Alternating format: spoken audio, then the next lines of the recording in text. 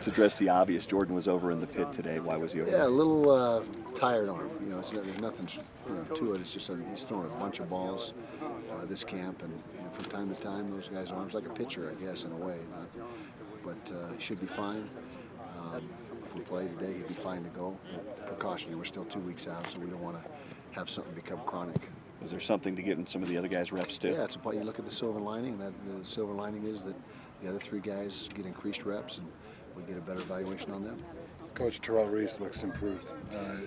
He had some good reps out here today. He is. He's one of the most improved guys in fall camp. He's moving along well. He is. I mean, I've been impressed. What can you expect from him, or what can we expect from him? Well, first of all, he had a great summer. You know, he worked his tail off this summer and really became in top physical condition, which is probably the first time he's been in that great a shape since he's been here.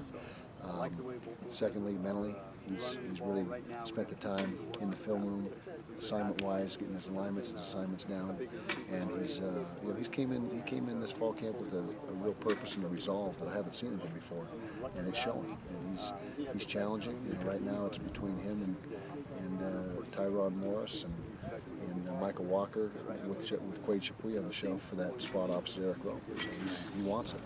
Play side offensive guard I watched today.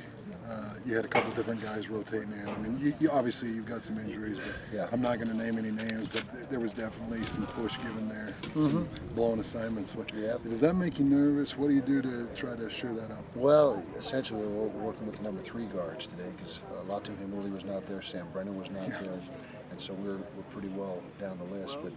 But again, opportunity for these guys to get better, and you're not going to get better without reps. And so, you know, hopefully they'll learn from that, watch the film, but you're exactly right. I mean, we're pretty soft in the middle there. How are you seeing Patasi develop at that tackle spot?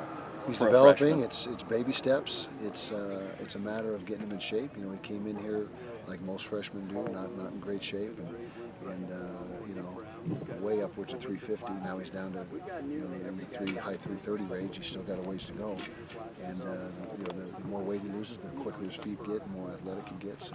So it's a work in progress, but he's not ready to play yet. But he's working towards that. When do you hope to have Miles Mason back? Shoot, I hope Monday. Okay. You know, he's walking. He's doing, you know, all the rehab things that they need to see him do prior to clearing him, and so hopefully Monday we'll get him back on the field. Same with Sam Brenner. That would be ideal to get him back on Monday, and Vincent Jones. All 3 of those O-linemen. Really, with that week to go until the game, you want to get those guys together with some practice time? Yeah, get some continuity in with the O-line. And we had good continuity for a while there, and then we started getting nicked up and lost it. We hope to get that back. And if we can get it back Monday, then I think we're going to be in good shape. Been watching Palamo pretty close. I mean, he's another guy. I mean, he's got now 3. I've even seen 4 different good pass rush moves from him. He's got a push and pull now. He's got an inside rip that he's working on. How's Palamo coming in? Can you expect some time out of him? Yeah, he's progressed as well, and he's certainly in the right position now. You know, we messed around for a year at running back due to his rugby play. That was his deal in rugby, was to carry the football, and so didn't really correlate as well as we thought it would to the football aspect of it. But over on the defensive side, he seems more at home, seems more comfortable. And you're right, he went from really just square one, no one moves, move, which was a speed or 0 moves. Yeah, or 0. Now he's got 4. So he's doing a good job. He's behind some good players. You know, we got Nate Fakafua and of course Joe Kruger and Trevor Ridey spent some time there. So he's going to get some action, but right now he's behind some good players. I also like Senny. He's number 98. He's a little pit bull down there in the middle. You know, he's playing as well outside the star. He's playing as well as any defensive tackle we have right now.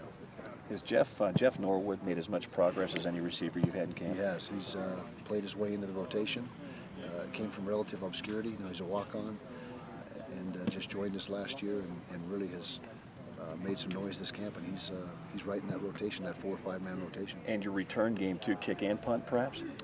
Punt for sure, and maybe kickoff. But right now he's scheduled to be the punt returner along with Charlie Henderson. We'll see how that shakes out in the next few days, but it's between the 2 of those guys. Well, where do you see Norwood make that progress? And it looks like he's kind of pushed up and maybe unseated Reggie in that slot spot. Just everywhere, production every day. You know, he's consistent every day. He catches the ball. He's got some shiftiness to him. He's tough, and that's what we look for. We look for guys that are going to be the same guy day in and day out. You know, perform at a high level, not be up and down.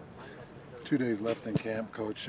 Just in comparisons to last year's camp or the year before's camp, how do you feel you are in comparison to those camps to this point, which is 2 days left? I think we're further ahead in most all areas except offensive tackle. I think the entire football team is, from top to bottom, we've got more depth and a more talented team. But like I said, the offensive tackle position is still, we're 2 weeks out and it's still not solidified. And that's, from day one, that was the focal point, and it still is today. Kerry's debut as a head coach tomorrow night. What do you think that's going to be like for him? Look excited for him, and it's something that I think he's excited about. And they got, I guess I can't say much about their team, but I'm happy for them, and they got a good coaching staff down there, and hopefully they have some success this year. What will make him a good head coach? What will make him good? Win. You win, you're a good coach. And you lose, you're a dork. So it's pretty much the long and short of it. What about him will enable him to succeed? Oh, what about him? I think he relates very well with the players. I think they really like him. He's organized. He's not the most talkative guy. I think he's become a little more outspoken since he got the job. But he's a blue-collar guy, a grinder. He's not a guy that's going to be up and down. You talk about players being the same guy every day. You want your coaches to be the same guy every day. You don't want a coach that comes out, all enthusiastic and ecstatic one day, and then he's kind of low-key the next. I mean, the players got to know what to expect. I think they get that with him.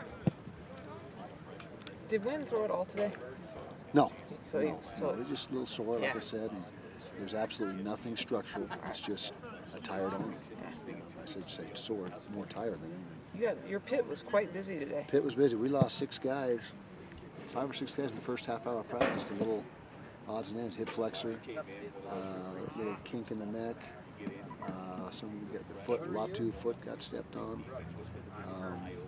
Carl Williams tweaked his knee.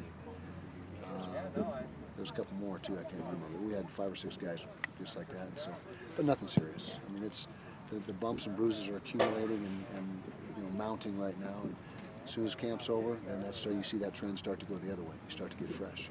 So it's to be expected. I'm sure every team in the country's in the same boat. Out of these 3 guys, has any stood out to you? Michael Walker, Terrell Reese, and Morris Edwards? All 3 of them have improved, and Terrell Reese has made the most improvement. Tyron Morris he practices the right way. Tyron Morris is has a great work ethic at practice. Never takes a snap off. And Michael Walker is probably a little bit behind the other 2 guys right now, but he's still right in the mix.